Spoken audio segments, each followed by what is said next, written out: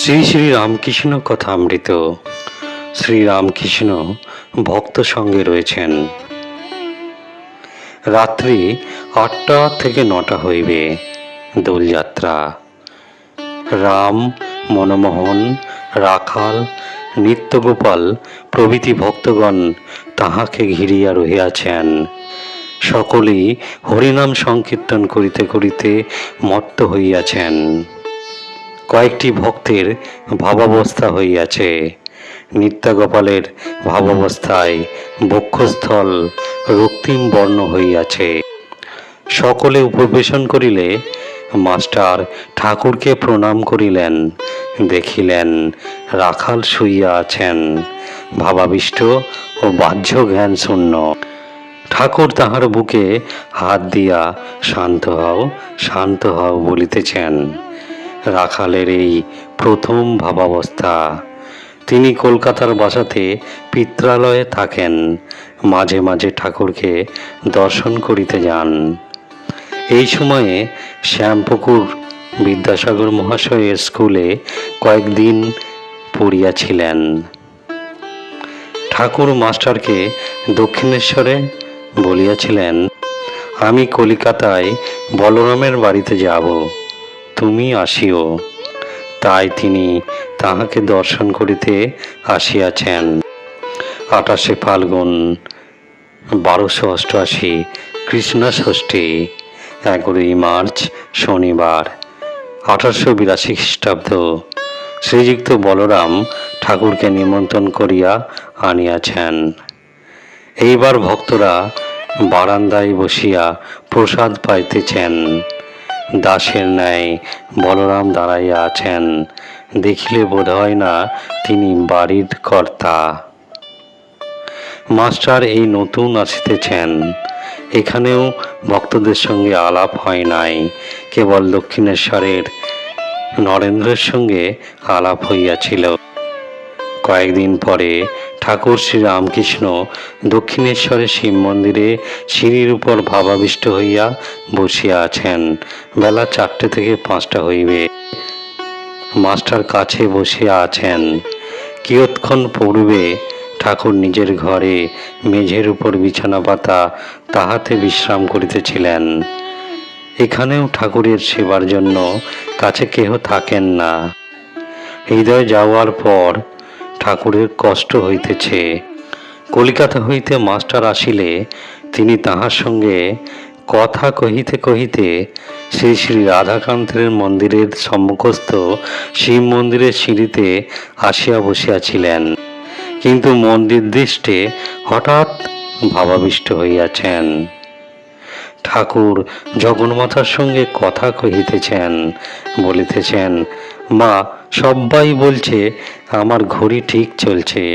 খ্রিস্টান, ব্রহ্মজ্ঞানী, হিন্দু, মুসলমান সকলেই বলে আমার ধর্ম ঠিক, কিন্তু মা, কারুর ঘড়ি তো ঠিক চলছে না। তোমাকে ঠিক কে বোঝাতে পারবে? তবে ব্যাকুল হয়ে ডাকলে, তোমার কৃপা হলে সব পথ দিয়ে তোমার কাছে পৌঁছানো যায়। মা, খ্রিস্টানরা গির্জাতে তোমাকে কি করে ডাকে একবার দেখিও। কিন্তু মা, ভিতরে গেলে লোকে কি বলবে? যদি কিছু হাঙ্গামা হয়, আবার কালীঘরে যদি ঢুকতে না দেয়, তবে গির্জার দোরগোড়া থেকে দেখিও। আর একদিন ঠাকুর নিজের ঘরে ছোট্ট খাটটির উপর বসিয়া আছেন, আনন্দময় মূর্তি, হাস্যবদন। শ্রীযুক্ত কালীকৃষ্ণের সঙ্গে মাস্টার আসিয়া উপস্থিত। কালীকৃষ্ণ জানিতেন না তাহাকে তাহার বন্ধু কোথায় লইয়া আসিতেছেন। বন্ধু বলিয়াছিলেন, সুঁড়ির দোকানে যাবে তো আমার সঙ্গে এসো, সেখানে এক জালা মদ আছে। মাস্টার আসিয়া বন্ধুকে যাহা বলিয়াছিলেন, প্রণামন্তর ঠাকুরকে সমস্ত নিবেদন করিলেন। ঠাকুরও হাসিতে লাগিলেন।